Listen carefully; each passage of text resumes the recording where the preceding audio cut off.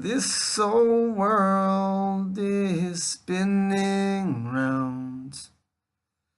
It's a wonder tall trees ain't laying down.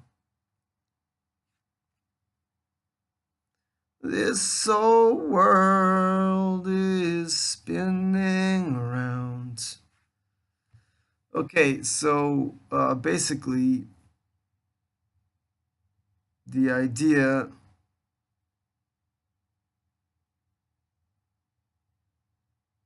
is that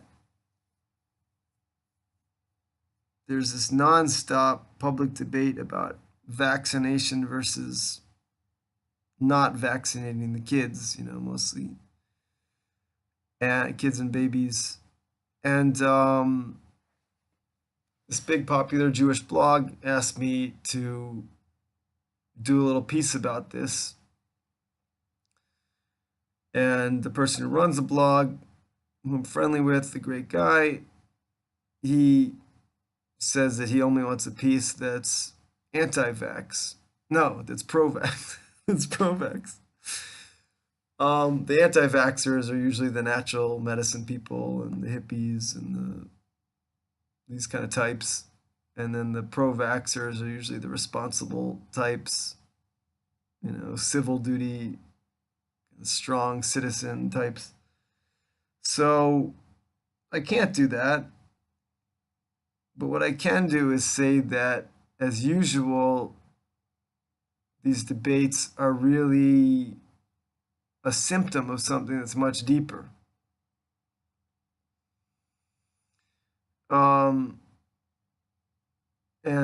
What's this whole vaccination debate really about?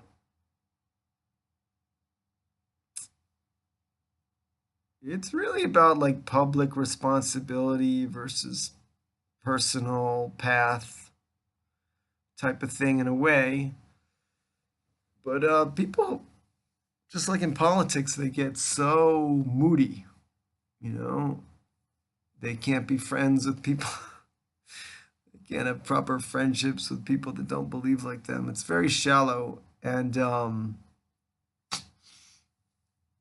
these kind of big questions, they all belong for the true attorney general. What's it called? Surgeon general. America has this position called surgeon general. I guess it's supposed to be like the top public health person in the country, if I got that right. And so these kind of big questions, it's really more like, if John Doe vaxes his kid or doesn't vax his kid, it's not going to change the whole world. Just like if John Doe recycles or doesn't recycle, it's not going to change the whole world, right? What is going to change the whole world is if the king of the world says, okay, everyone, we should recycle so we don't kill the planet or something, Or if the king of the world says we should vax or not vax, and here's the, I want people not to vax, but to do this instead, or I want them to vax and do this to remedy it or whatever, So the question's really about who's the Rambam of the generation. The Rambam was simultaneously like the greatest doctor and the greatest ethicist of the generation. My dad, who's not yet a big Torah scholar, would always say, from Moses to Moses, there's no one like Moses. From the original Moses who received the Torah to Moshe Maimonides, the Rambam, there's no one like that. I don't know if we really hold by that position in Breslov. Because Rabbi Nachman famously said, there's only 5 important rabbis between him and the Mashiach. Wait, no, there's only 5 important rabbis before the Mashiach. Moshe Rabbeinu, Shimon Bar Yochai, the Arizal, the Baal Shem Tov, Rabbi Nachman, he included himself, which I think didn't make him so popular. And then he said between him and the coming of the Mashiach, there's not going to be anyone that important, So that also didn't go down so well with a lot of people. And so I guess we don't really hold for Moshe. There's no one like Moshe. Anyhow, The point is, the Rambam was simultaneously the greatest doctor and the greatest ethical leader of the generation, right? So that's the kind of person we want to help to decide this debate and every other debate in California. Like, for instance, there was a debate, it made it to the Supreme Court of California whether you could have raw milk or not. Kind of cool debate. You know, the personal health people said, yes, raw milk's the greatest food. You know, how dare you legislate it? And then the public health people said, no, it's dangerous. People get sick from the bugs. You know, it's got to be, you know, controlled. That debate made it all the way to the Supreme Court, you know. So it's the same sort of thing. Whether it's vax, anti-vax, raw milk, safety versus raw milk health. What's another similar one? I don't know, all this stuff about abortion, you know, if you should be allowed abortion when it's for safety and this and this and all these huge public health debates, they belong in the court of the living Rambam. So then the question, of course, is who's the living Rambam? No, I mean, the question first, most people are going to say, no, it should, you know, someone shouldn't have that much power. Give me a break, someone shouldn't have that much power. The Rambam was, at his time, one of the few people educated across the board like that, right? But I also kind of agree with people, like, we need to reestablish the Sanhedrin, which is the 70 greatest scholars of the generation, the 71 greatest scholars of the generation, the Jewish Supreme Court.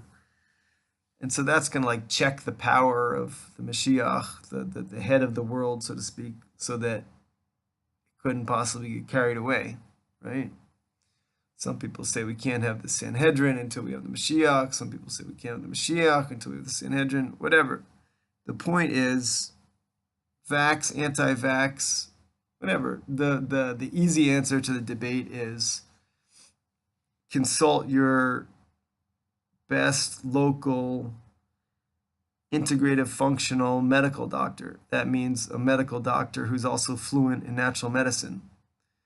So find the closest one to you and, you know, bring the question to them for your family, because this is kind of the Rambam of your town, someone that knows, at least knows natural medicine and conventional medicine simultaneously. You know, so for any big question that's a debate between the natural guys and the conventional guys, obviously you want someone who does both kinds of medicine. In Jerusalem, I send people a lot to Dr. Schiller.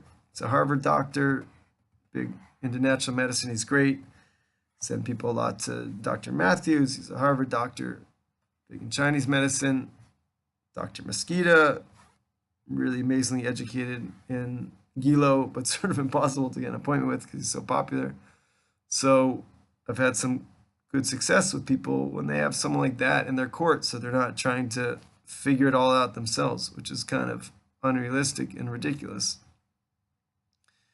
I mean, you should try to figure it out by yourself just for fun, and so you can ask your integrative functional doctor your best questions, you know? I went and got a session with Dr. Schiller the other day. It's such a joy because he's a master of hands-on work, and he's also got all that Harvard science and all that stuff upstairs. You really feel like you're covered, you know, got your bases covered. I can't even, you know, I have a hard time understanding why people even have a question anymore. They should involve integrative functional type of doctor in any big case. It's just like, you know, people 2018, like, get with the times, you know. So with any big raging public debate where we can see that there's something worth looking at, that it's gotten so much traction, but rather than just get swept up in the endless back and forth, we should be intelligent and try to get to the base of the debate. And in this case, again, the small solution is in your own life with you, your kids, your family, your babies. find the integrative functional medical doctor nearest to you. Every big city has a few of them now in general, and some big cities have a ton of them. And bring your question to them and tell me the answer you get. But then the big picture is we should all drive the question to the greatest living authority on earth, who's really going to be a master of ethics and a master of medicine. I have my ideas who it is. You tell me your ideas who it is. We'll all work it out, and we'll finally establish a king, Mashiach, and a Sanhedrin. And, you know, just to put the non-Jews who aren't in the know here at ease, it's not about us establishing a Jewish kingdom that's going to oppress everyone, God forbid. My Rabbi Dov Ben-Shor explained it to me that he helped run the nascent Sanhedrin in Jerusalem. It's kind of like a Sanhedrin project. He explained it to me that the way it's probably going to happen is every country in the world eventually will have a legal system that includes the Noahide laws. That's the Torah laws for people that aren't Jewish. And those countries will have their autonomy. They'll have their own country, their own, you know, Brazil will have this regular Brazilian law, but it'll integrate the Noahide laws into the Brazilian law. So it's really a just law. Noahide laws are very just, very deep thing, you know. And then when they have a question, they'll consult the Sanhedrin in Jerusalem, kind of like as a Supreme Court. Maybe the Sanhedrin in Jerusalem will have the final say. Maybe it'll just be like a consultancy, whatever. The Rambam said, Moshe Maimonides said, we won't know how it's going to work out exactly until it works out. But eventually, this is how it's got to go. People, whether you like it or not. I know it sounds a little fantabulous at this point, but, you know, just you see, you heard it here. You heard it here first at JerusalemHealth.net. And in this video, I didn't mention the blog, which Jewish blog asked me to do this piece because I didn't get a chance to talk it out with them. But if he likes it, you'll find out soon enough.